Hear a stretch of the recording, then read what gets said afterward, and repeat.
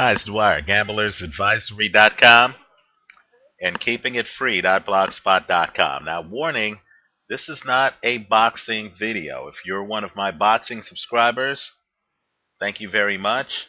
That's Dwyer70905, that YouTube account. This is actually my political and social issue YouTube account where I try to talk about economic and social issues without the mainstream spin and narrative. Now, I'm a libertarian. Why a libertarian and not a conservative, not a liberal? It's because I believe that business, free market economics, is the best way to help the poor, right? I don't want to beg some politician. What I want to do is to trade with a customer to get what I want. Now, let's talk about a big issue that right now it's hard to discuss in public simply because of the dynamics, race, class, income, just don't allow it. Now, customers get ripped off when everyone makes a profit. Don't you want the bad restaurant serving the bad food, giving you bad service to lose money?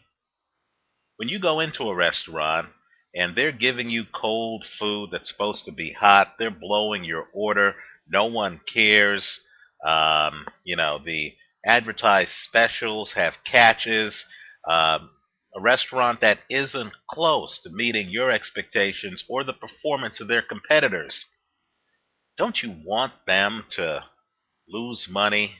Because if they're not losing money, then they don't have any incentive to do better, right? It's like the bad restaurant in the airport terminal that you have to go to because there's no place else to go, right? They can serve you lousy food because you're at the airport waiting for a flight. You can't go next door and get something better, right? So the attitude stinks. They know they have a little local monopoly. Don't you want them to actually face some kind of economic pressure to do better? Otherwise, you're going to get the same lousy service you've been getting. Now, let's talk about what's happening in professional sports. Let's talk about what's happening in the NBA right now. David Stern, God bless him, but David Stern wants a split, 50-50 of revenue, right? So that every team in the NBA makes money. Every team, including perennial losers like Donald Sterling's Los Angeles Clippers.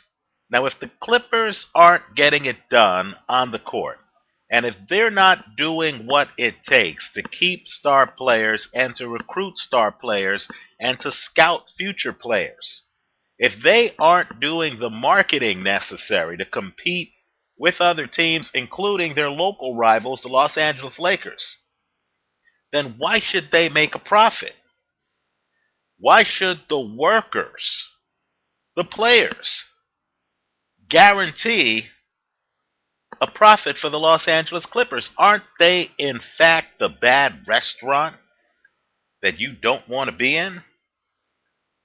You know, quite frankly, we need to realize that when you have sports leagues, especially leagues like the NBA and the NFL, that literally have the audacity to come to taxpayers who don't have equity interests in these organizations and to actually ask for millions of dollars, like Ziggy Wolf right now, the Minnesota Viking owner, is asking from the city of Minnesota, as if Minnesota isn't facing a budget crisis and doesn't have greater priorities, right? Education, food, social services.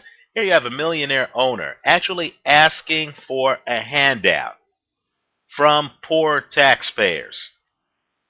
Shouldn't the response be, Ziggy, why don't you put a better team on the field? Instead of getting the money from taxpayers who don't have equity in the team, why don't you get the money from your customers? Don't the people of Minneapolis, St. Paul have enough problems? Why are they supposed to be on the hook to pay some owner who isn't putting a quality product on the field. By the way, I believe the Vikings only have one win this year. And so the problem is, in the mainstream media, we always hear about these selfish, wealthy, millionaire athletes who, want more money. Is that even the right issue?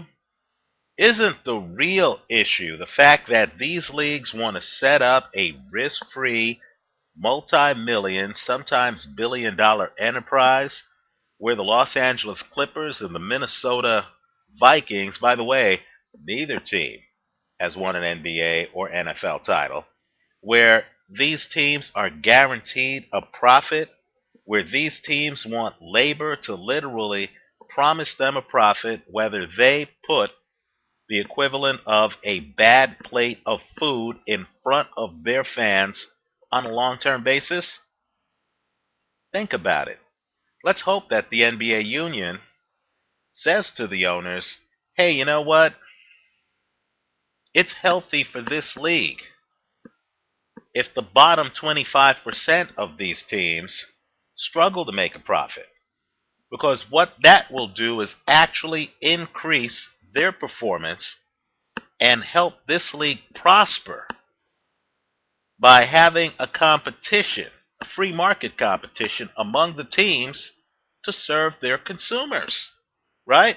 The bottom line, basketball fan and football fan, is you're getting a crummier product because these collective bargaining agreements are guaranteeing profits to teams that, quite frankly, don't deserve one, right? So when you see LeBron James on TV, understand he's actually trying to get you a better product when he's fighting a commissioner and a group of owners who want to guarantee profits for the worst team on the block. If you're the kind of person who likes to go to the worst restaurant on the block and get the worst service, okay, fine. But aren't there some of us who don't? And if there are those of us who don't, then we should literally be saying to the NFL, you got to be kidding, right? There has to be some exposure to free market pressures. We can't guarantee every team a profit because when you do that, you have a moral hazard.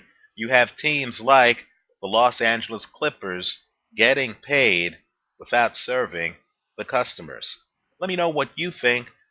Visit us at keepingitfree.blogspot.com. Thanks for watching.